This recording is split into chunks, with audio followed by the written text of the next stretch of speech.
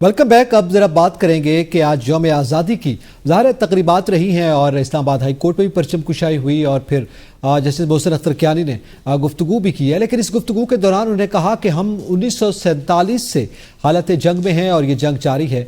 और तो ये जंग क्या है, इस पर खालिद जमील साहब ज़रा बताइएगा।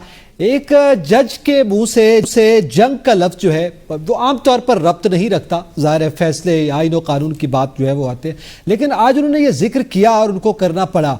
तो ज़रा आप बताएंगे कि क्या कहना चाह रहे थे। 1947 से कौन सी जंग जारी है जो अभी तक जारी है और उसका जिक्र आज यौम आज़ादी पर जस्टिस मोहसिन अख्तर कियानी को करना पड़ा। असल में अदलिया को जिसका सामना करना पड़ रहा है, जिस दबाव का या जिस प्रेशर का, जिस जबर का, वो पाकिस्तान के क़याम से लेके अब तक जो है कि वो एस्टैब्लिशमेंट है। और क्योंकि एस्टैब्लिशमेंट की ज़बान में हमेशा जंग का लफ्ज़ इस्तेमाल किया जाता है कि हम पाकिस्तान को अंदरूनी और बैरूनी खतरात से निपटने के लिए जो है कि हम वक्त तैयार हैं, और सारी जो टर्म्स इस्तेमाल होती हैं वही होती हैं।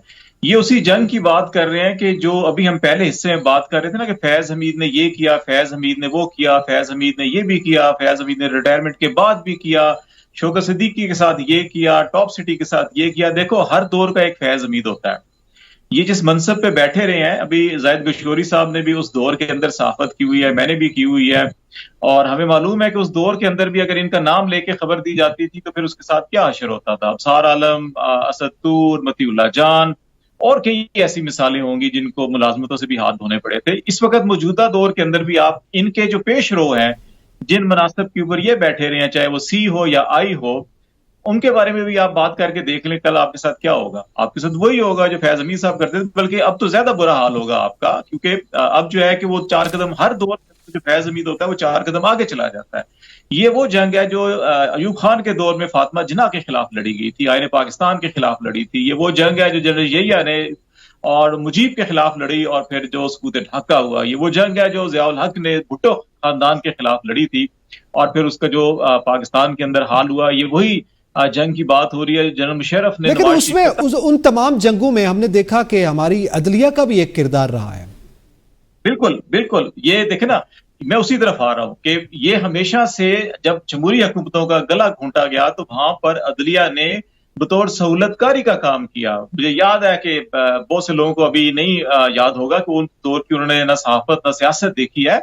जब इनका नवाज शरीफ की हुकूमत का तख्ता उल्टा गया था तो उस वक्त मुशर्रफ को जस्टिस इरशाद की सरबराही में जो बेंच था उसने कहा कि आपको 3 साल के लिए हम चीफ एग्जीक्यूटिव भी बनाते हैं और आप आइन में तरमीम भी कर सकते हैं। इल्ला माशाल्लाह उन्होंने ये हक दे दिया, इख्तियार दे दिया था।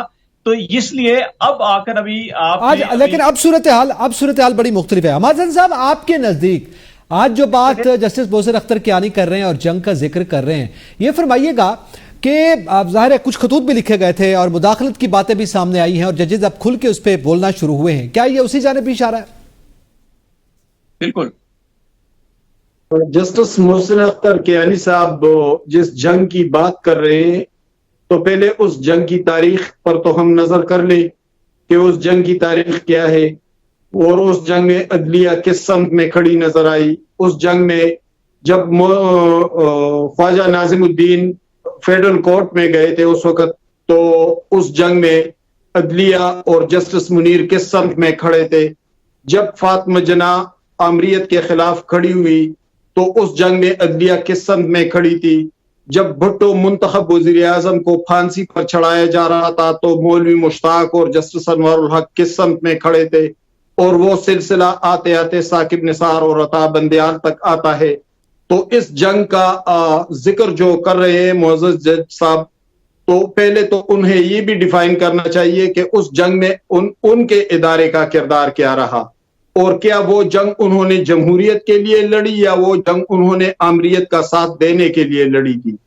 असल मसला ये है। लेकिन आज कहाँ है आज हमाद साहब? बड़ी बिल्कुल आपने तारीख समो दी चंद जुमलों में। ये बताइएगा आज कहाँ खड़ी है अदलिया? आज इस वक्त जाहिर है ये बात करें, हमने माजी के जस्टिस साहबान के जबान से ये अल्फाज नहीं सुने थे कभी।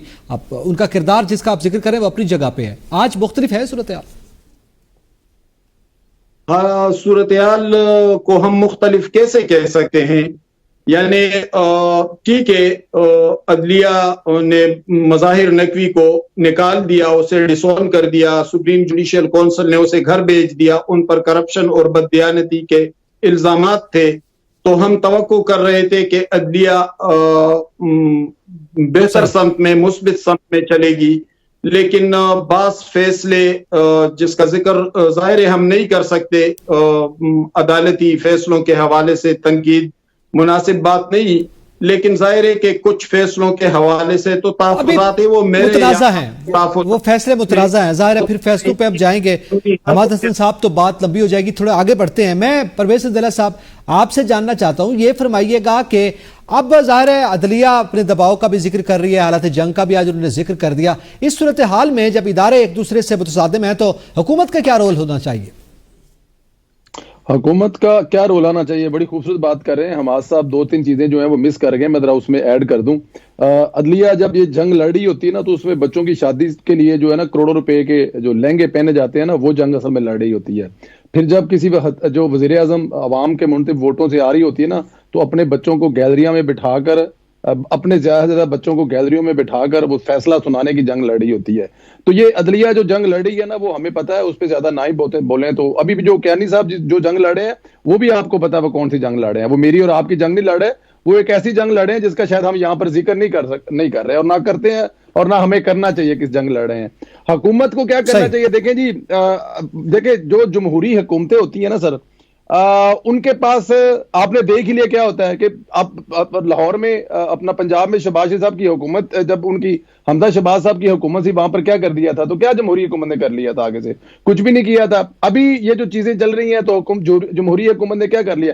جمہوری حکومت نے کچھ آرڈیننس پاس کیے، کچھ آئین میں ترامیم کی ہیں، کرنا چاہیے، بالکل کرنا چاہیے، یہ کرنا چاہیے، ڈنکے کی چوٹ پہ کرنا چاہیے۔ جتنے غلط فیصلے آئے، جتنے غیر آئینی فیصلے آئے، ان کے خلاف قانون سازی کرنی چاہیے۔ اب آپ سمجھتے ہیں بالکل جسٹیفائیڈ ہے، ٹھیک ہے، حکومت کو یہی کرنا چاہیے جو وہ کر رہے ہیں اور نئی جو ترامیم لائی جا رہی ہیں۔ میں ذات کشکوری صاحب آپ سے جاننا چاہتا ہوں کہ سیکیورٹی فورسز جو ہیں وہ ظاہر ہے وہ بھی حالت جنگ میں ہیں دہشت گردی کے خلاف، اسی طرح ہم دیکھ رہے ہیں کہ سیاستدان ایک دوسرے کے خلاف حالت جنگ میں ہیں، ہم دیکھ رہے ہیں یعنی چلتے چلتے ایون کہ ججز بھی اب حالت جنگ میں ہیں، عوام جو ہے بیچاری وہ مہنگائی سے حالت جنگ میں ہے۔ تو یہ اداروں کے درمیان بھی جنگ ہے، عوام بھی بیچاری حالت جنگ میں ہے اور اس جنگ کا آج ذکر کیا جا رہا ہے، تو اس کے کیا نتائج دیکھ رہے ہیں، کیا مستقبل دیکھ رہے ہیں آپ؟ اب بھی حالت جنگ میں ہے، میرا خیال کہ میڈیا کی میں بات کر رہا ہوں، ساری چیزیں ہمارے پینلسٹ نے کور کی ہیں۔ میری نظر میں جو ادارے ہیں ان کو اپنی اندر کی جو اکاؤنٹیبلٹی ہے وہ بہت ضروری ہے۔ اس طرح ہم نے دیکھا کہ پاکستان آرمی نے ایک اکاؤنٹیبلٹی پہلے بھی تھی، پہلے بھی جنرل کے اکاؤنٹیبلٹی ہوتی رہی ہے، آپ نے دیکھا، اور یہ ایک یونیک نیو پریسیڈنس ہے کہ ایک D G I S I former جو تھے کور کمانڈر، ان کے خلاف دوہری نوعیت کی انویسٹیگیشن سٹارٹ ہوئی ہے، آگے دیکھنا ہے کہ کیا ہوگا۔ اسی طرح میں جوڈیشری کی طرف جاتا ہوں تو جوڈیشری نے اتنا اچھا پیٹرن سیٹ کیا ہے، جو سپریم جوڈیشل کونسل ہے جو ججز کی اکاؤنٹیبلٹی کرتی ہے، اور انہوں نے اپنا رولز تبدیل کیے، قانون تبدیل کیا کہ کوئی بھی جج جس پر کوئی الزام ہوگا کرپشن کا یا اپنے عہدے کے غلط استعمال کا، چاہے وہ ریزائن کر دے، اس کے باوجود اس کے بعد بھی اس کی پروسیڈنگز ہوں گی اور ان کا عہدہ جو ہے اس کا فیصلہ کیا جائے گا کہ وہ جج تھے، کہلائے جا سکتے ہیں یا نہیں۔ تو جوڈیشری کو یہ بھی چاہیے تھا کہ اکاؤنٹیبلٹی، سپریم جوڈیشل کونسل جب کسی بھی جج کو یہ گلٹی قرار دے دیتی ہے تو اس کی ثابت ہو گیا کہ کرپشن یا اپنے عہدے کا غلط استعمال کیا ہے، تو کیا اس کی اکاؤنٹیبلٹی فردر جو پاکستان کے ادارے ہیں ان کو ریفرل کیوں نہیں جاتا؟ کیا یہ بڑا اہم سوال آپ نے اٹھایا گشکوری صاحب، یہ بڑا اہم آپ نے سوال اٹھایا ہے، اس پہ مزید بھی تھوڑی سی بات کر، اور اس کے ساتھ ساتھ یعنی اس کا نتیجہ جو ہے وہ اکاؤنٹیبلٹی ہے وہ پھر اکراس دی بورڈ ہونی چاہیے۔ مزید گفتگو کریں گے بریک کے بعد، ساتھ رہیے گا۔